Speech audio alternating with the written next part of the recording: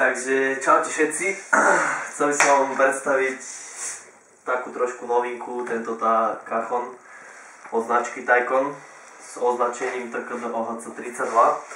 Jeho takou veľkou výhodou, respektíve novinkou medzi kachonmi je to, že vlastne má dve komory, vrchnú komoru a spodnú komoru. Tá spodná komora je v prvom rade na také basové tóny, respektíve dokáže to nahradzať kopak. A táto vrchná komora je už skôr na taký teda rytmičak, čiže vytváram to viac taký rytmický zvuk. Čo by som k tomu povedal, je to vlastne úplná novinka na Slovensku. Aj celkovo táto značka Taikon je dosť nová pre nás perkusionistov slovenských. Ale môžem vám povedať, že to je naozaj perfektná vec, pretože je to také pestrofarebné a dokážeme s tým vlastne nahradiť, respektíve doprevádzať kapelu a dokážeme s tým nahradiť bicie, hlavne čo sa týka takých chrámovejších vecí alebo teda do nejakých takých unplugged koncertov s týmto kachonom ísť je úplne super.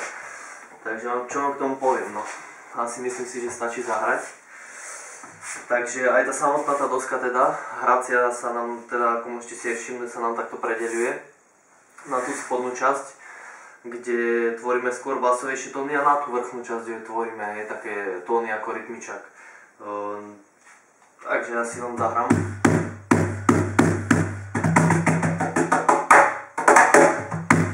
Čiže naozaj dá sa povedať, že dokážeme vytvoriť veľmi taký pestrofarebný zvuk a dokážeme veľa tónov vydať oproti iným kachonom. Je naozaj toto taká jeho prednosť a taká špecialita na trhu, že dokážeme vytvoriť naozaj veľmi veľa zvukov a úplne super, takže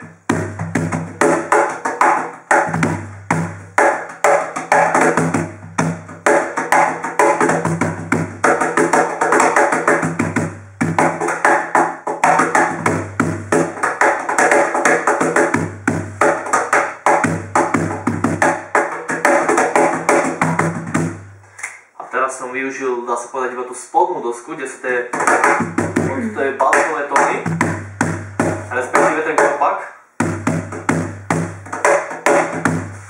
A ďalej mám tu ešte tú vrchnú dosku, tam mi nahrádza ten rytmiček.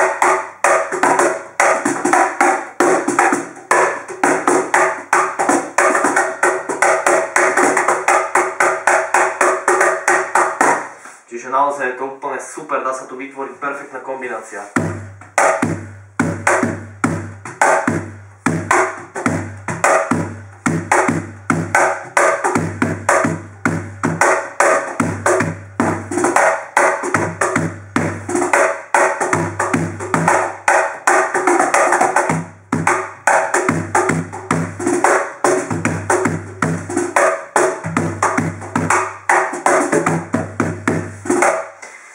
Takže naozaj to odporúčam perkusionistom, aj chalanom, proste tým, čo chcú hrať.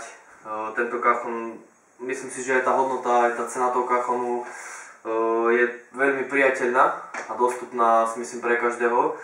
A chytá sa naozaj už na také profi kachony, kdežto cenová relácia tohto je oveľa nižšie, takže by som kľudne odporúčam ísť do tohoto, je to naozaj perfektné. Takže teraz vám trošku zahrám.